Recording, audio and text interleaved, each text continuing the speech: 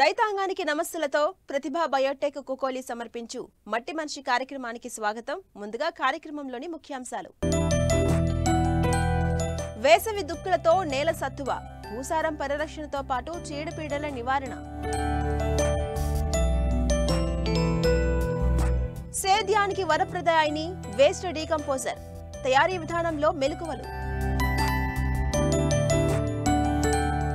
ప్రకృతి విధానంలో మామిడి సాగు, తక్కువ పెట్టుబడితోనే సత్ఫలితాలు సాధిస్తున్న రైతులు.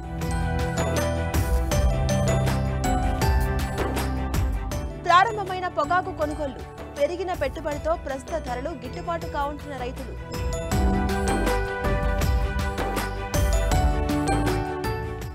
ఏరు రాకముందా ఏరువాకముందా, ఏరు రాకముందే ఏరువాక సాగకపోతే రాజనాలు పడవరా, నీ రాజసమిక చెల్లదురా అన్నారు పెద్దలు. అందువల్ల నీరు వచ్చే ముందే నేల సత్తువ పెరిగే విధంగా దుక్కులు చేసుకోవటం తప్పనిసరి. వేసవిలో దుక్కుల వల్ల భూసారం పెరగడంతో పాటు మున్ముందు పంట దిగుబడులు గణనీయంగా పెరుగుతాయి. వేసవిలో చేపట్టే భూ యాజమాన్య పద్ధతుల వల్ల మొక్కలకు మేలు చేసే జీవరాశులు పెరగడంతో పాటు హాని చేసే క్రిములను నిర్మూలించే అవకాశం ఉంది. ఆ వివరాలు ఇప్పుడు చూద్దాం.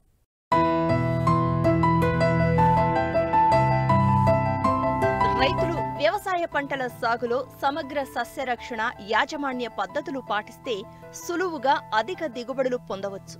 ఈ పద్ధతిలో ముందుగా భూములను వేసవిలోనే దున్నుకోవాలి. పనులను తొలకరికి ముందే చేసుకోవాలి. మెట్ట భూముల్లో దుక్కులను లోతుగా దున్నాలి. సుమారు అడుగు లోతు దున్నడం వల్ల చేనుకు పంటకు మేలు జరుగుతుంది.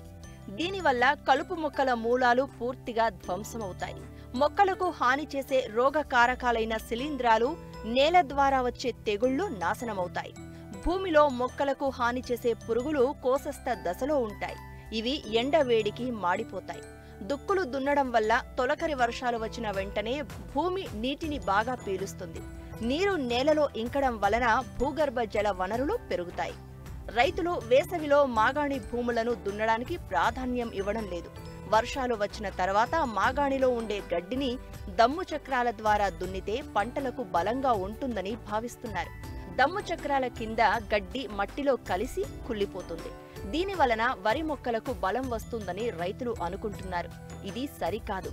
వేసవిలోనే మాగాణి భూమిని దున్నుకోవాలి. దీని వలన భూమిలో ఉండే గడ్డి జాతి మూలాలు పూర్తిగా నాశనమవుతాయి. రైతులు దమ్ము చేయించడం వలన గడ్డి జాతి విత్తనాలు దమ్ము చక్రాల కింద నలిగి భూమి లోపలికి చేరుకుంటాయి. అక్కడ గడ్డి విత్తనాలకు సురక్షిత వాతావరణం ఉంటుంది. వరికి వేసే ఎరువులను గడ్డి మొక్కలు స్వీకరిస్తాయి. గడ్డి జాతి, వెడల్పు ఆకు జాతి కలుపు మొక్కలు త్వరగా భూమిలో కుళ్ళిపోవు. దమ్ము చక్రాల కింద తాత్కాలికంగా అణగదొక్కి ఉంటాయి. దీని విత్తనాలు లోతునకు వెళ్తాయి. వేసవిలో దుక్కులు చేయడం వలన గడ్డి మొక్కల మూలాలు చనిపోతాయి.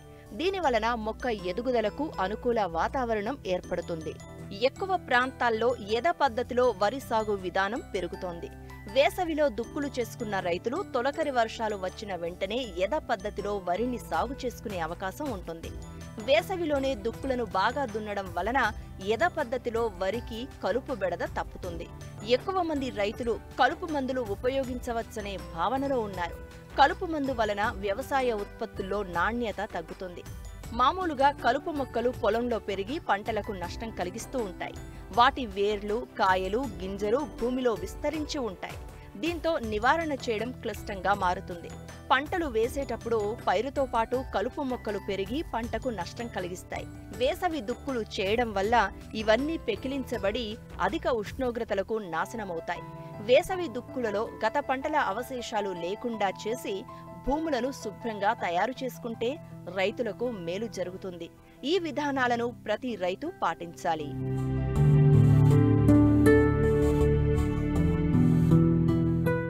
వ్యవసాయంలో వేస్ట్ డీకంపోజర్ వాడకం రైతులకు వరంగా మారింది.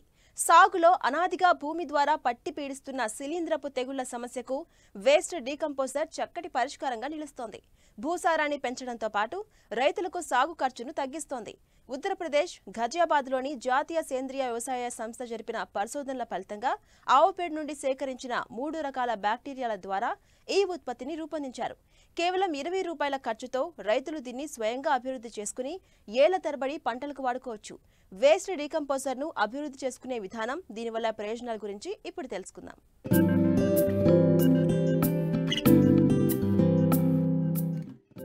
వ్యవసాయంలో వినూత్న విప్లవానికి నాందిగా నిలిచింది వేస్ట్ డీకంపోజర్. కేవలం 20 రూపాయలతో కొనుగోలు చేసిన ఒక చిన్న బాటిల్ సేద్య స్థితిగతులను మార్చేస్తోంది.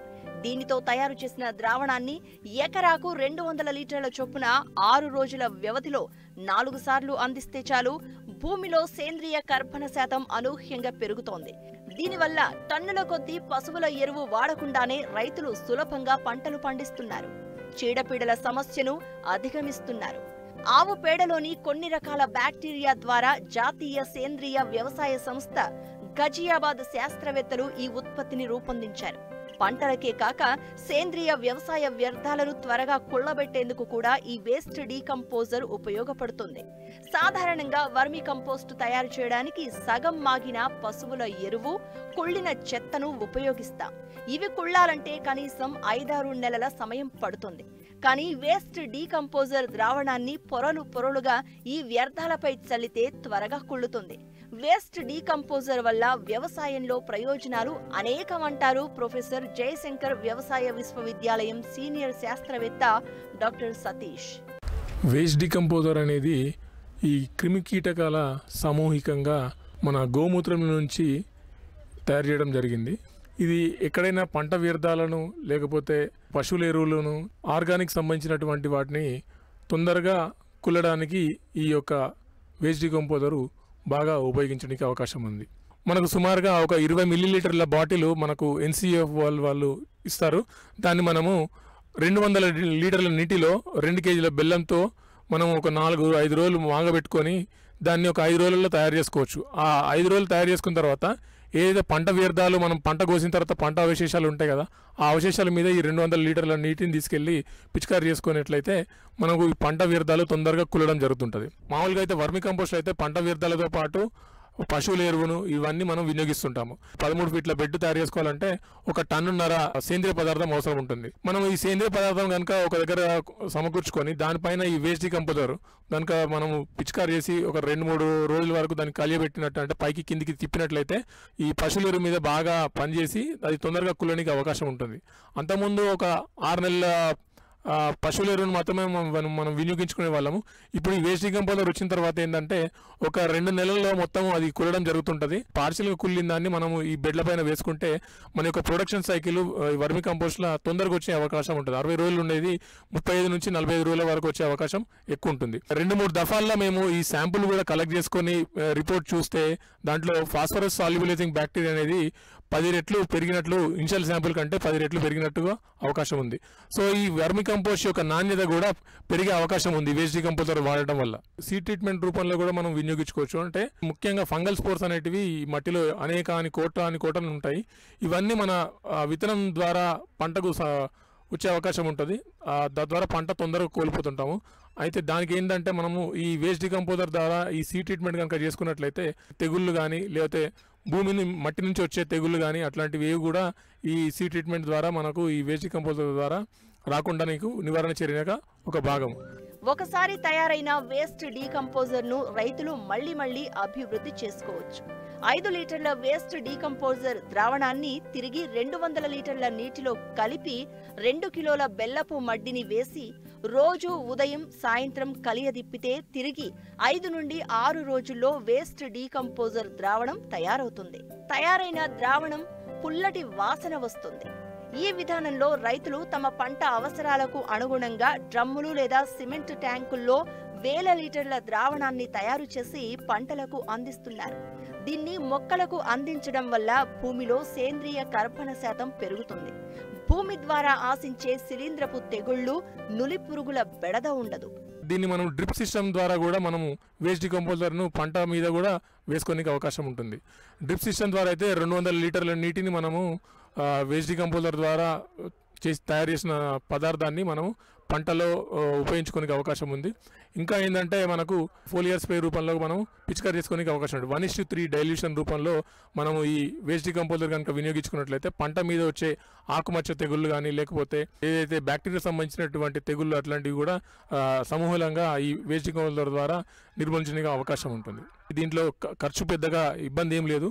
ఎందుకంటే జస్ట్ మనకు 2 కేజీల బెల్లము, 20 మిల్లీలీటర్ల ద్రావణము మరియు 200 లీటర్ల ఒక డ్రమ్లో నీళ్ళు కనుక మనము కలిపేసుకొని ఒక 4-5 రోజుల తర్వాత దీన్ని మళ్ళీ మనం పంట మీద ఉపయోగించుకోవడానికి అవకాశం ఉంటుంది. పోమగ్రానైట్ మీద మనము ఈ ట్రయల్ కూడా చాలా సందర్భాల్లో చేశారు. పిచికారీ చేసిన తర్వాత ఆ ధాన్య పండు పైన ఎక్కడ కూడా ఈ మచ్చ తెగులు అట్లాంటివి ఏవి కూడా కనిపించకుండా దాని క్వాలిటీ నాణ్యతగా చాలా ఎక్కువ వచ్చే అవకాశం ఉంది ఈ వేస్ట్ డీకంపోజర్ ద్వారా. తెలుగు రాష్ట్రాల్లో ఇప్పుడిప్పుడే వేస్ట్ డీకంపోజర్ వాడకం విస్తృతమవుతోంది. అయితే మారుమూల గ్రామాల్లో రైతులకు ఇంకా దీనిపై సరైన అవగాహన లేదు. వ్యవసాయ శాఖ ప్రతి రైతుకు దీన్ని అందుబాటులోకి తెచ్చి రైతులకు అవగాహన కల్పిస్తే భూసారం పెరగడంతో పాటు రైతులు తక్కువ ఖర్చుతో మంచి ఫలితాలు సాధించే వీలు ఏర్పడుతుంది.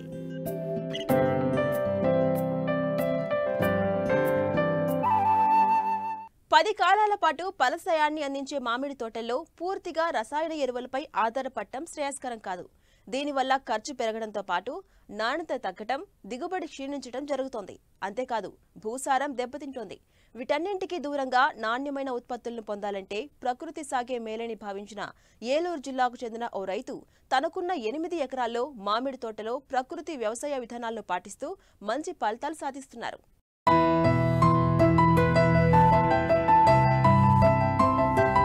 రసాయనిక ఎరువులు ఉపయోగించి పండించిన పంటల్లో విష పదార్థాల అవశేషాలు ఉంటున్నాయి. వాటిని ఆహారంగా తీసుకున్న ప్రజలు జబ్బుల పాలవుతున్నారు. ఈ పరిస్థితి నుండి తమ ఆరోగ్యం కాపాడుకునేందుకు రసాయనాలు లేని పంటలు పండించాలనుకున్నారు ఏలూరు జిల్లా ఆగిరిపల్లి మండలం పోర్టు గుడివాడ గ్రామానికి చెందిన రైతు జయప్రకాష్. తనకున్న 8 ఎకరాల మామిడి తోటలో బంగినపల్లి, చిన్న రసాలు, పెద్ద రసాలు, సువర్ణరేఖ, హిమాయత్, కేసరి లాంటి పలు రకాల మామిడి మొక్కలు ఉన్నాయి. అయితే వాటికి పూర్తిగా ప్రకృతి విధానంలో ఎరువులు అందిస్తున్నారు. చీడపీడలకు పలు రకాల కషాయాలను తయారు చేసి పిచికారీ చేస్తున్నారు.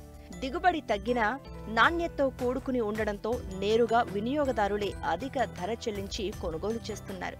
ఈ ప్రకృతి వ్యవసాయంలోకి మారిన తర్వాత మాకు కాయ ఎక్కువ రోజులు నిలబడటం, ఇలాంటి ఏదైనా వచ్చినా కానీ, అంటే ఫ్లడ్స్ కానీ ఏమైనా వచ్చినా కానీ కాయ తొందరగా రాలకుండా ఉండటం, ఇలాంటి ఉపయోగాలు ఉన్నాయి మనకైతే.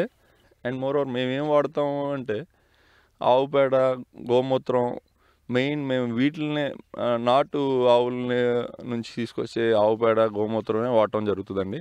మేము వచ్చేసి మొత్తం ఒక 8 ఎకరాల్లో చేస్తామండి. ఇప్పుడు దీన్నే రేపు ఇజ్రాయెల్ టెక్నాలజీ వాడి ఇంకా పెంచాలని చూస్తున్నాం అండి. మామిడిలో వచ్చేసి హిమాయత్, పెద్ద రసం, చిన్న రసం, చెరుకు రసం, బంగినపల్లి, కేసరి, పునాస్ మామిడి, ఆల్మోస్ట్ అన్ని రకాల మామిడి మన దగ్గర ఉన్నాయండి.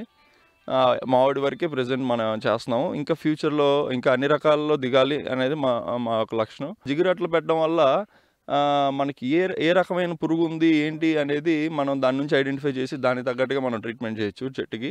మామిడి రైతుకి శత్రువు లాంటిది ఏంటంటే మన ఫ్రూట్ ఫ్లై అండి.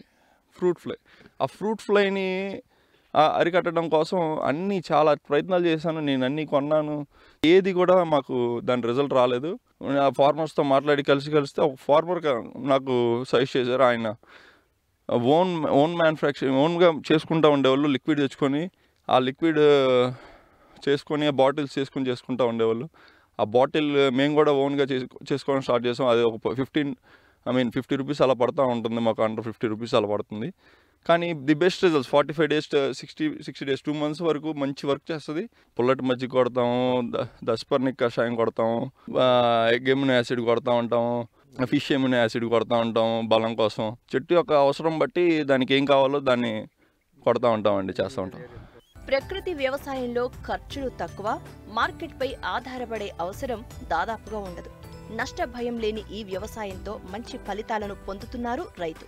ప్రకృతి విభాగం అధికారుల సలహాలు, సూచనలతో పంటల సాగులో ముందడుగు వేస్తున్నారు.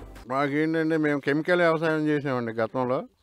అవి ఒకేసారి కోయటం, అవి చేయటం, అలా లాస్ అవ్వటం, ఆ టన్ను 5,000, 10,000, 7,000 అని అలా అమ్మటం అలా జరిగాయి. ఇది కాదని మా పిల్లలు మనకు ప్రకృతి వ్యవసాయంగా రేట్లు వస్తున్నాయి అని చెప్తే సరే అని మా వాళ్ళు ఇలా సేల్ చేయటం మొదలుపెట్టాం. మేము ఓన్గా ఆర్గానిక్ ఫార్మింగ్ సేల్ కూడా మాదే, జేపీ ఆర్గానిక్. ఇక ఈ మామిడి, జామ ఇవన్నీ వాళ్ళు కొనుక్కెళ్ళారండి. వాళ్ళే వెహికల్స్ వేసుకొచ్చుకొని ఇక్కడ కొనుక్కొని వెళ్ళిన రోజులు కూడా ఉన్నాయి.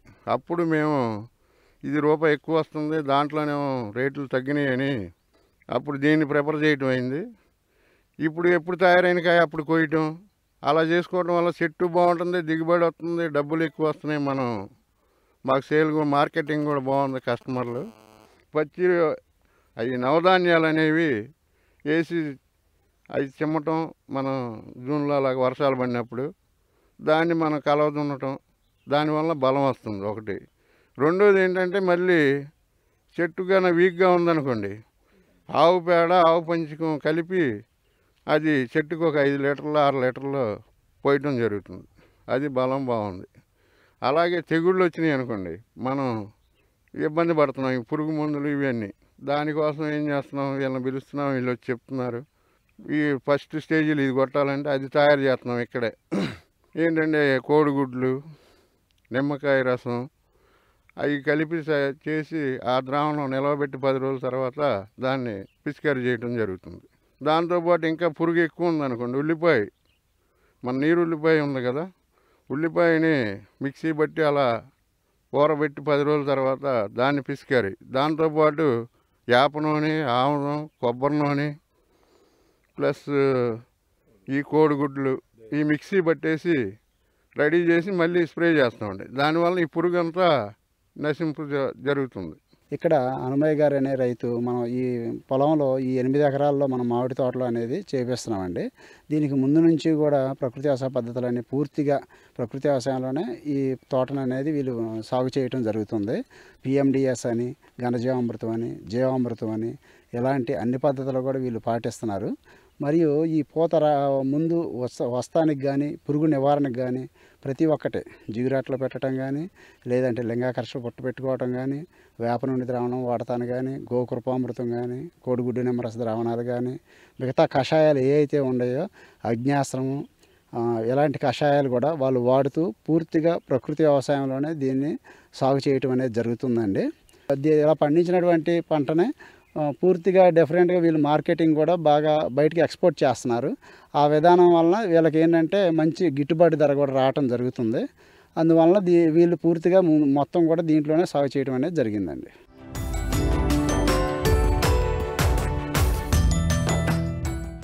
ప్రకాశం జిల్లాలో పొగాకు కొనుగోళ్లు ప్రారంభమయ్యాయి. వేలం కేంద్రాల్లో గరిష్ట ధర కిలోకు 230 రూపాయలుగా అధికారులు ప్రకటించారు. ఈ ఏడాది ప్రతికూల పరిస్థితులు నెలకొన్నాయి. దీంతో దిగుబడులు తగ్గడమే కాకుండా లో గ్రేడ్ అధికంగా వచ్చింది. ఇలాంటి పరిస్థితుల్లో అధికారులు ప్రకటించిన ధర తమకు గిట్టుబాటు కాదంటున్నారు.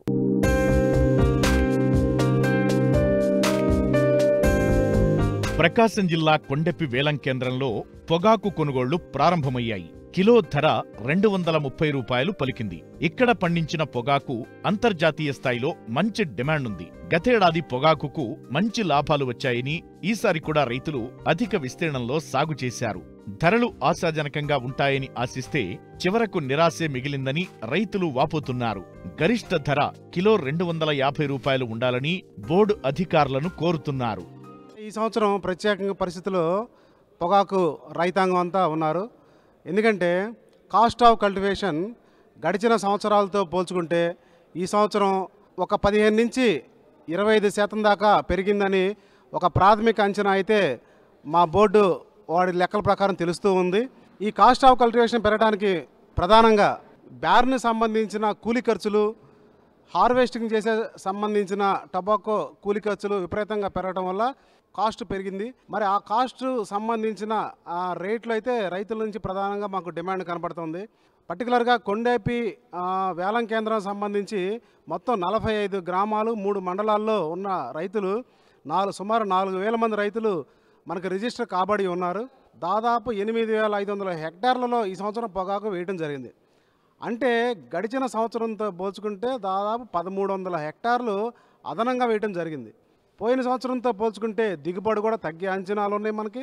కాకపోతే ఓవరాల్గా 1,300 హెక్టార్లు వేశారు కాబట్టి లాస్ట్ ఇయర్ కన్నా ఈ సంవత్సరం 1.5 మిలియన్లు పొగాకు పంట అదనంగా పండే అవకాశం అయితే మనకి ప్రస్తుతం కనపడుతుంది. తర్వాత ప్రజెంట్ మార్కెట్ 230 రూపాయలతోటి హైయెస్ట్ బిడ్ మనకి రికార్డ్ అవ్వడం జరిగింది. రాబోయే రోజుల్లో మేము వ్యాపార మిత్రుల్ని అడిగి ఈ 230 రూపాయలు ఇదే స్టాండర్డ్ కాదండి, రాబోయే రోజుల్లో రేట్లు మరింత పెరిగే అవకాశం ఉంది, రైతులు దిగులు చెందాల్సిన అవసరం లేదు, అనే ఒక భరోసా అయితే మాకు వ్యాపార మిత్రుల నుంచి లభించడం జరిగింది. కాబట్టి రైతులు మంచి క్వాలిటీని జాగ్రత్తగా గ్రేడ్ల వారీగా చేయవలసిందిగా విజ్ఞప్తి చేస్తున్నాము. ఈ ఏడాది జిల్లాలో బెట్ట పరిస్థితులు నెలకొన్నాయి. పంటను కాపాడుకునేందుకు రైతులు అష్టకష్టాలు పడ్డారు. గతేడాదితో పోల్చితే ఈసారి పెట్టుబడులు కూడా పెరిగాయి. ప్రస్తుతం పంట దిగుబడులు ప్రారంభమయ్యాయి. ఒక్కొక్కరుగా వేలం కేంద్రాలకు పంటలను తరలిస్తున్నారు. అయితే ధరలపై రైతులు ఒకంత అసంతృప్తి వ్యక్తం చేస్తున్నారు. ఈ సంవత్సరం చూసుకుంటే రైతులకి కాస్ట్ ఆఫ్ కల్టివేషన్ అనేది పెరిగిపోయింది. ఒక 20% వరకు కాస్ట్ ఆఫ్ కల్టివేషన్ అనేది పెరగడం జరిగింది. ఇది దృష్టిలో ఉంచుకొని రైతులందరూ కూడా దానికి తగ్గట్టు మార్కెట్ ఉండాలనేది బలంగా కోరుకుంటూ ఉన్నారు. పోయిన సంవత్సరంతో పోల్చితే యావరేజ్ రేట్ ఇంకో 30% పెరిగితే కానీ రైతులు బయటపడే పరిస్థితి కనిపించట్లేదు. ఈ వ్యాపార వర్గాలు కూడా ఇది గమనించుకొని ఆ దృష్టితో ఆలోచించి ఈ పంటకి సపోర్ట్ చేయవలసిందిగా కోరుతా ఉన్నాను. అదేవిధంగా బోర్డు వారిని కూడా గ్రేడ్లు వారీగా వ్యత్యాసం అనేది మరీ ఎక్కువ లేకుండా, అదేవిధంగా పోయిన సంవత్సరం లాగా అన్ని గ్రేడ్లకి ఒకేలాగా మొదట్లో ఒక రేటు లాస్ట్లోకి వచ్చేటప్పుడు ఒక రేటు కాకుండా ఒక స్టేబుల్ మార్కెట్ అనేది రైతులు కోరుకుంటా ఉన్నారు. ప్రారంభమైంది బోర్డు. 15 చెక్కులు ఇక్కడ ఇస్తే 230 రూపాయలు ఇవ్వటం జరిగింది. అదేవిధంగా ఈరోజు 45 చెక్కులు బోర్డులో పెడితే ఈరోజు కూడా 230 రూపాయలు మాత్రమే ప్రైసెస్ ఇవ్వటం జరిగింది. లాస్ట్ ఇయర్కి ఈ సంవత్సరానికి పోల్చినప్పుడు లాస్ట్ ఇయర్ ఒక బ్యార్నీకి వచ్చి 6 లక్షల రూపాయలు ఖర్చు చేస్తే ఈ సంవత్సరం ఒక బ్యార్నీకి వచ్చి 11 లక్షల రూపాయలు ఖర్చు అవుతుంది. ఈడ 2 రకాలైనటువంటి ఖర్చులు ఉన్నాయి. ఒకటి సొంత బ్యార్నీ, సొంత పొలం ఉన్నటువంటి వాళ్ళకి 20% ఖర్చులు పెరిగినాయి. అదేవిధంగా కౌలు తీసుకున్నటువంటి రైతాంగానికి 30% ఖర్చులు పెరిగినటువంటి పరిస్థితి ఉంది. లాస్ట్ ఇయర్ మొత్తం పరిశీలన చేస్తే 280 రూపాయలు ఒక కిలో పొగాక్కి 280 రూపాయలు ఇస్తే ఈరోజు 230 రూపాయలు ఇస్తున్నారు. ఈ పరిస్థితిలో రైతు దిక్కుదోస్తున్నటువంటి పరిస్థితిలో ఉన్నారు. రైతులందరూ కూడా కోరుకుంటున్నటువంటి అంశం ఏంటంటే ఈ బోర్డు పరిధిలో ఉన్నటువంటి మొత్తం ఒక కిలో పొగాకు 300 రూపాయలు ఇస్తేనే ఈ సమస్యకి పరిష్కార మార్గం అనే భావిస్తూ ఉన్నారు. కనుక రైతులు బాగుండాలి అని అంటే ఒకవైపున కేంద్ర ప్రభుత్వం కానీ అదేవిధంగా బోర్డు అధికారులు కానీ చొరవ చేసి రైతాంగాన్ని ఆదుకునే విధంగా రేట్లు పెంచే విధంగా సరాసరి బోర్డు యావరేజీ 240 రూపాయలు వచ్చే విధంగా చూసినప్పుడు మాత్రమే రైతు ఈ ఊబిలో నుంచి బయటకు వస్తాడు.